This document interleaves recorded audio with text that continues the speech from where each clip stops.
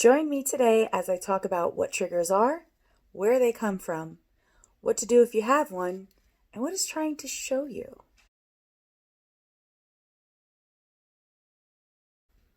I'm hearing this word more and more every day, even from 12 and 13-year-olds. The word is triggered, and I'm wondering, do people really know what it means, what it refers to? And if so, what can we do about it? As we go through childhood, we experience things for the first time. Whether those things are experienced as painful or bad, or pleasurable or good, is all a personal experience.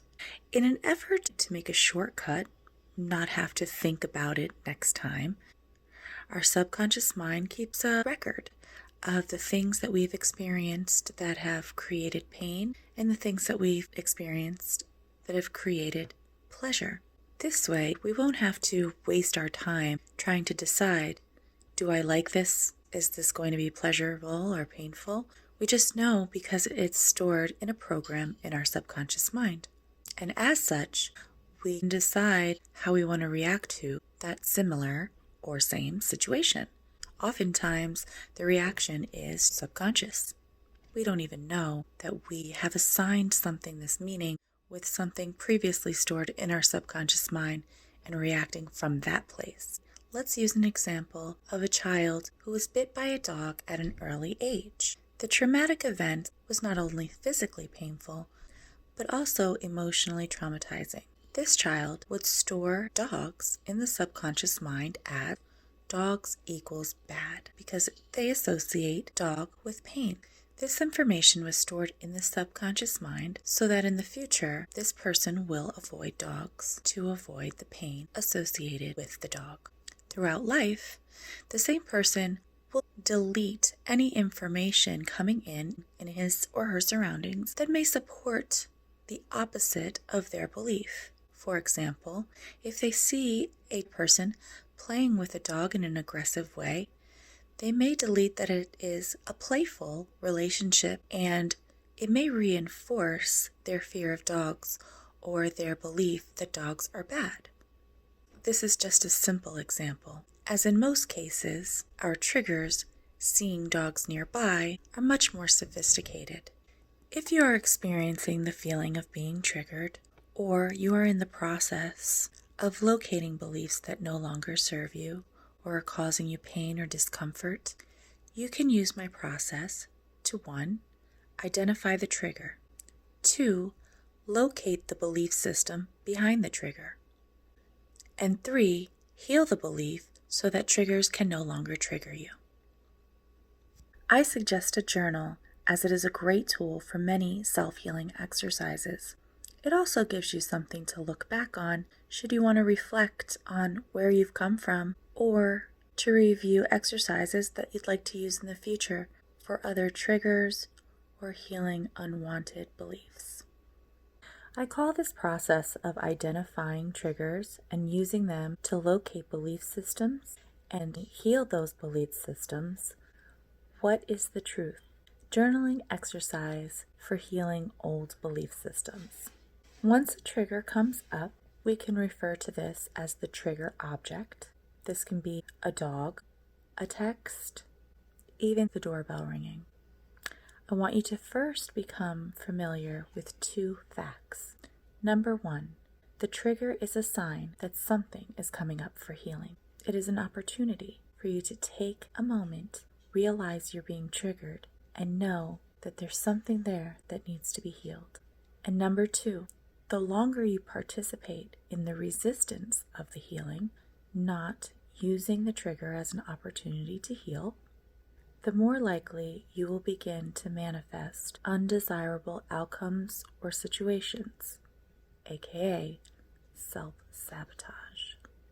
Next, begin to write in your journal about the fact that you've been triggered. You can say something like, I'm so triggered right now. Ever since yesterday afternoon, it seems like everything is triggering me. So now what? Remind yourself that you have options. Depending on what level you're at in this process, will tell you where you can start within these options. For some people, it's easier to operate from step 1, while others, it's totally feasible to operate from steps 3 or 4. Assert to yourself, I know I have options. The first option is, I can say screw it. I'm in a bad mood and everybody better stay out of my way until my mood is gone.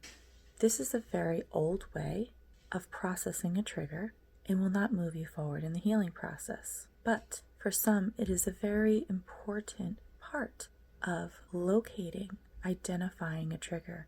You know you've been triggered. You can sit with it and say, I've been triggered. Oh well, I'm going to sit with this and I'm going to be angry. And that's okay. That is a great place to start.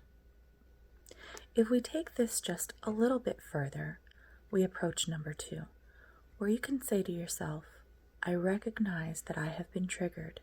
I'm going to isolate, sit in silence, and process what this trigger means to me.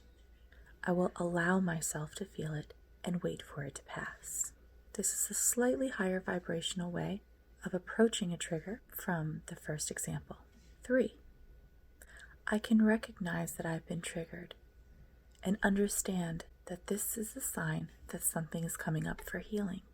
I can then sit in meditation, listen to spiritual healers, read a positive book with the attention and attempt to reach a higher vibrational state or higher emotion in the moment, where I feel and experience less resistance, enjoying the manifestations that result from this higher vibrational state of awareness. Although this is a higher frequency of the last 2 examples and is extremely helpful for a long period of time, the only issue I have with this particular technique is that you're not resolving the trigger. You're not locating the beliefs that the trigger is associated with, and therefore you're leaving yourself open for the beliefs to try to come up for healing again in the future through a trigger. Which brings me to number 4. I can muster up the will, the desire, and the courage in this low vibrational feeling that I'm experiencing through this trigger and push myself to a place where I'm willing now to identify.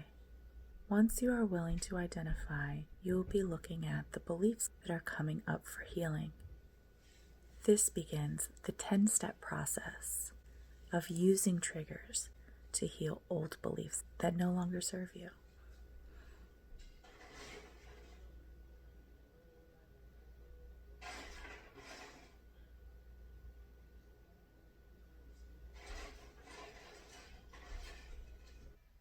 If you liked this video and would like more like it, please do not forget to subscribe and like. Tune in next week for the continuation of this process. Bye, lovies.